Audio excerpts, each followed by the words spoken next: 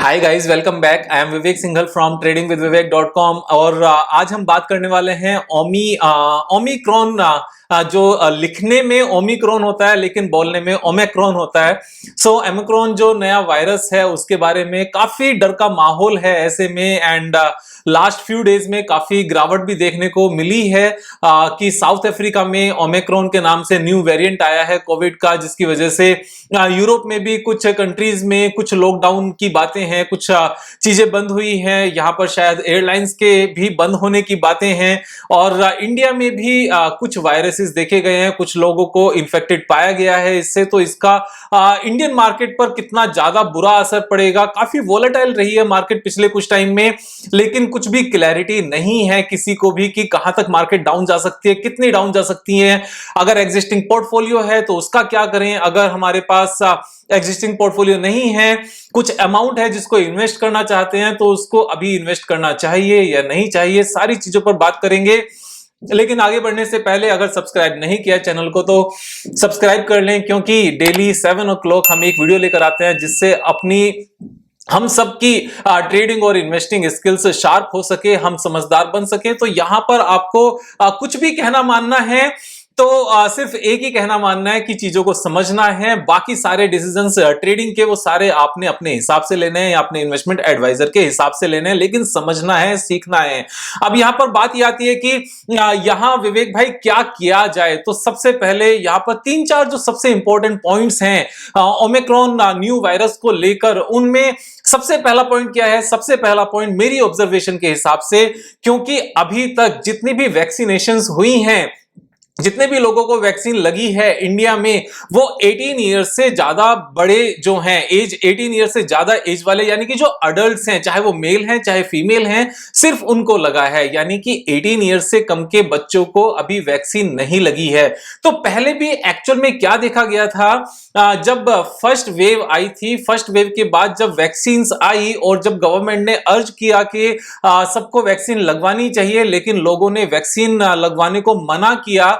तो मना किस लिए किया कि अब कोरोना वायरस का इंपैक्ट कम हो गया है, जो वैक्सीन है उसका इंपैक्ट कितना होगा कितना नहीं होगा ये चीज समझ में आनी बंद हो गई। तो यहां पर लोगों ने थोड़ा सा हेजिटेंट किया, रिलेक्टेंट रहे, रेसिस्टेंस दिखाया कि शायद हम नहीं लगवाएंगे तो भी काम चलेगा। अब क्योंकि वैक्सीन के ऊपर इतना बड़ा खर्च हो चुका था, रिसर्च एंड डेवलपमेंट को लेकर इतनी सारी वैक्सीन बन चुकी थी और मैन्युफैक्चरिंग हो चुकी थी, इतना बड़ा बिजनेस है ये।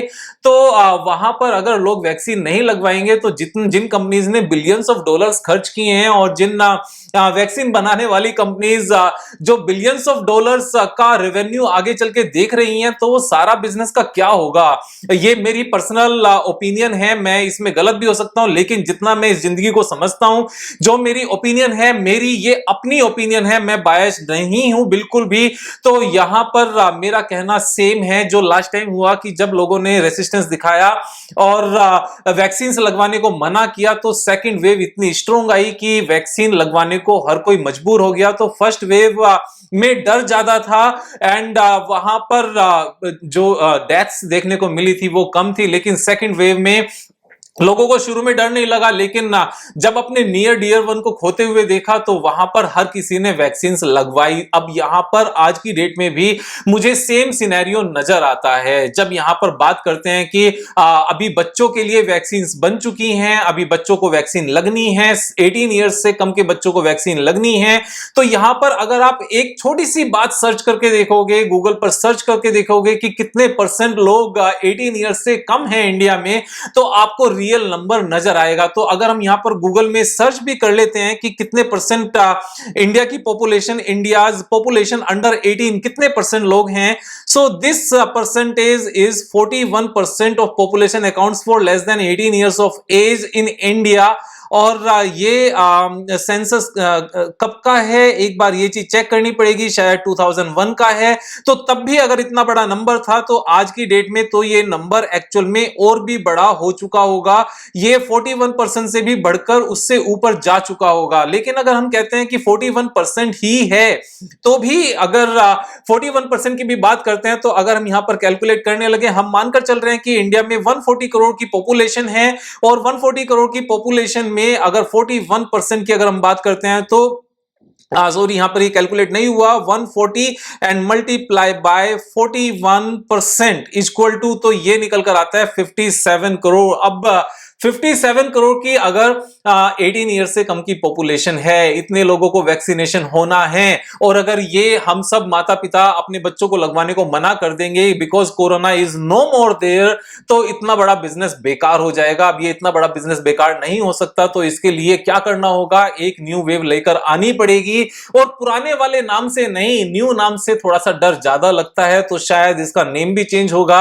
आप समझदार हो कि ये सारी चीजें किस तरीके से चलती हैं। मेरी समझ यही कहती है कि ये जितना भी होगा सब इस वजह से होगा। तो क्या ये सिर्फ अफवाह है, क्या ये सिर्फ रूमर है? ये रूमर भी हो सकती है, लेकिन साथ में यहां पर मोर्टेलिटी भी हो सकती है, क्योंकि जब सेकंड वेव आई थी तो सिर्फ डर का माहौल नहीं था, सच में भी डर था, और सच में भी नियर डियर वन हम लोगों ने खोए थे। तो इस बार भी सेम सिनेरियो ये लोग बना सकते हैं, ये बन सकता है। और ये बनने के पीछे बड़ा सिंपल सा रीजन है कि इतने सारी वैक्सीन को बेकार नहीं किया जा सकता। ये बिलियंस ऑफ डॉलर्स का बिजनेस है, ये मेरी समझ है। मेरी समझ एक्चुअल में, क्योंकि मैं बायस नहीं होता किसी भी चीज को लेकर, और एंड जब हम बहुत सारी बुक्स पढ़ लेते हो तो आपका माइंड एक नॉर्मल वे में सोचता है, हर चीज को समझता है, वो ऑब्जर्व करता है, एंड ऑब्जर्व करके जब पुरानी चीजों को समझता है तो रिजल्ट्स निकल कर आते हैं। तो ये एक सबसे बड़ा रीजन है। यहां पर डर का माहौल हो सकता है, वैक्सीन लगेंगी, ये वायरस आगे चल के थोड़ा सा डेडली भी हो सकता है। और अब बात ये आती है कि विवेक भाई, ये तो सारी चीजें ओमिक्रॉन जो वायरस है इसकी बात हो गई, इसका मार्केट के ऊपर कितना इंपैक्ट है? अब मार्केट के ऊपर इंपैक्ट आएगा, इसका एक और जो सेकंड पार्ट है वो ये है कि इस वायरस की वजह से अभी यहां पर लॉकडाउन लगेंगे क्या?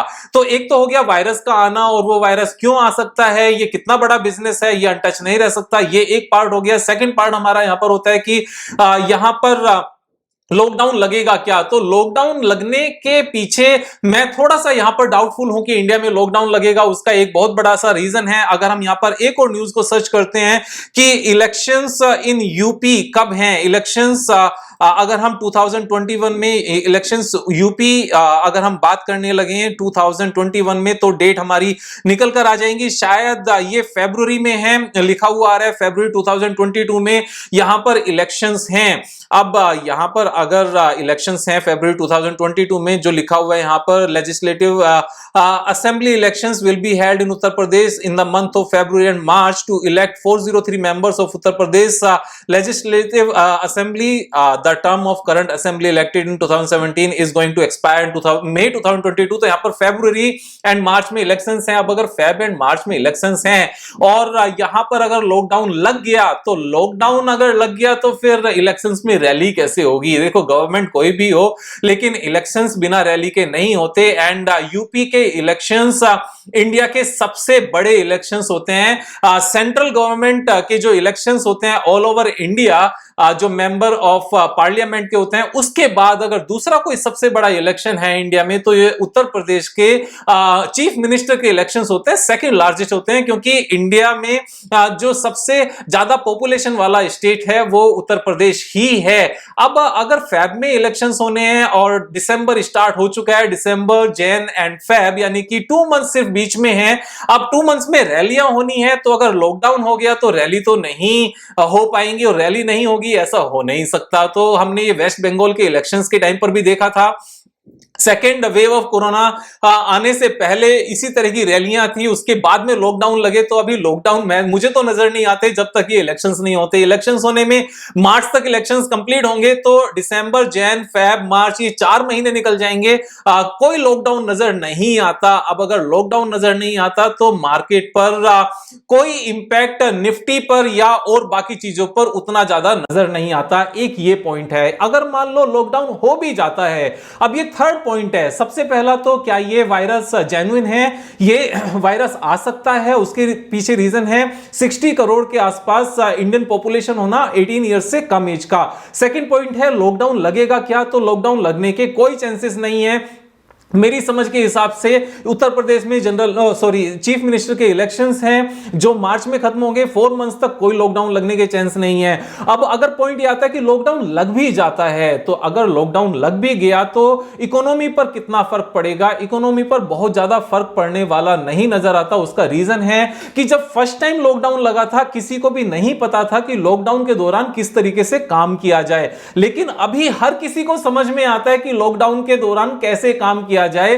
We are used to work from home now, और सारी चीजें अच्छे से चलती हैं, सारी चीजें ऑनलाइन हैं, आईटी कंपनीज ऑनलाइन हैं, सारे बिजनेसेस ऑनलाइन होते हैं, फोन पर होते हैं, इंटरनेट पर होते हैं, जितने भी एम्प्लॉइज हैं सबके पास घर से काम करने का सेटअप है। तो यहां पर उतना बहुत बड़ा इंपैक्ट नहीं आता हुआ नजर आता, और कंजम्पशन में भी इंपैक्ट नजर नहीं आता, क्योंकि कंजम्पशन में इंपैक्ट तभी नजर आता है जब सप्लाई रेस्ट्रिक्टेड होती है, और क्योंकि सब काम घर से चल रहे होंगे मेजॉरिटी ऑफ केसेस में, तो वो सप्लाई पर भी इंपैक्ट नजर नहीं आता। अब पॉइंट आता है कि विवेक भाई थोड़ा सा तो इंपैक्ट नजर आएगा, ऐसी बात नहीं है, 10% 15% के आसपास तो इंपैक्ट नजर आ सकता है। तो अगर 10-15% इंपैक्ट नजर आ सकता है, तो यहां पर जितना इंपैक्ट ये आ सकता था उतना तो मार्केट ऑलरेडी करेक्ट हो चुका है। अगर तो यहां पर अगर लॉकडाउन होता और 10-15% का इंपैक्ट आता, तो इतना तो लॉकडाउन मींस इतना तो मार्केट नीचे करेक्ट हो चुका है। अब इस चीज को भी चेक कर लेते हैं कि इतना मार्केट करेक्ट हुआ है क्या। तो अगर हम यहां पर निफ्टी की बात करने लगे, तो निफ्टी को अगर हम देखें कि जो इसने रिसेंट हाई बनाया था वहां से कितना नीचे जा चुका है, वहां से 9.75% नीचे गया, थोड़ा सा वहां से रिकवर होकर ऊपर आया। अब अगर हम बैंक निफ्टी की बात करते हैं, तो बैंक निफ्टी में कितनी करेक्शन हुई? बैंक निफ्टी में अच्छी खासी करेक्शन हो चुकी है। जो इसने रिसेंट लो बनाया 15% का डाउनफॉल था, रिसेंट हाई से थोड़ा सा 2% के आसपास ऊपर आया, तो 15% ये ऑलरेडी करेक्ट हो चुका था। अगर हम एफएमसीजी की बात करें, एफएमसीजी में भी यहां पर करेक्शन आ चुकी है, रिसेंट हाई से लेकर जो अभी इसने लो बनाया दैट इज 12.37% की यहां पर करेक्शन है। और अगर हम आईटी की बात करने लगे, तो आईटी में भी यहां पर एकदम टॉप पर ट्रेड नहीं कर रहा है। वैसे आईटी में मेरे हिसाब से बहुत ज्यादा अपसाइड यहां से नजर नहीं आता, लेकिन 6% तो रिसेंट हाई से वैसे भी डाउन था, और 10% तक ये डाउन गया था। अगर हम मेटल की बात करने लगे, तो मेटल में भी अच्छी खासी गिरावट है। तो ये सारी चीजें ऑलरेडी यहां पर गिर चुकी हैं, 18% की गिरावट हो चुकी है। सो जितना भी इंपैक्ट अगर लॉकडाउन होता, आप ध्यान से समझना, अगर लॉकडाउन होता तो जितना इंपैक्ट आता उतना तो ऑलरेडी आ चुका है। अब पॉइंट ये है विवेक भाई, अगर लॉकडाउन नहीं हुआ तो क्या? अगर लॉकडाउन नहीं हुआ मींस बिजनेस कम नहीं हुआ, और बिजनेस कम नहीं हुआ तो जितनी भी ये गिरावट आई है ना, ये सारी की सारी वापस स्पीड से जाएगी। और यहां मुझे कोई डाउट नजर नहीं आता कि ये वापस ऊपर क्यों नहीं जाएगी। तो जहां तक ये बात है कि लॉकडाउन होगा क्या, मेरे हिसाब से लॉकडाउन नहीं है। उसका बड़ा सिंपल सा रीजन है कि यहां पर यूपी में इलेक्शंस हैं, एंड यूपी के अगर इलेक्शंस हैं तो फिर लॉकडाउन कहां से आएगा? 4 मंथ्स तो इलेक्शंस कंप्लीट होने में लगेंगे, लॉकडाउन नहीं आएगा। लॉकडाउन नहीं आएगा तो जितनी गिरावट है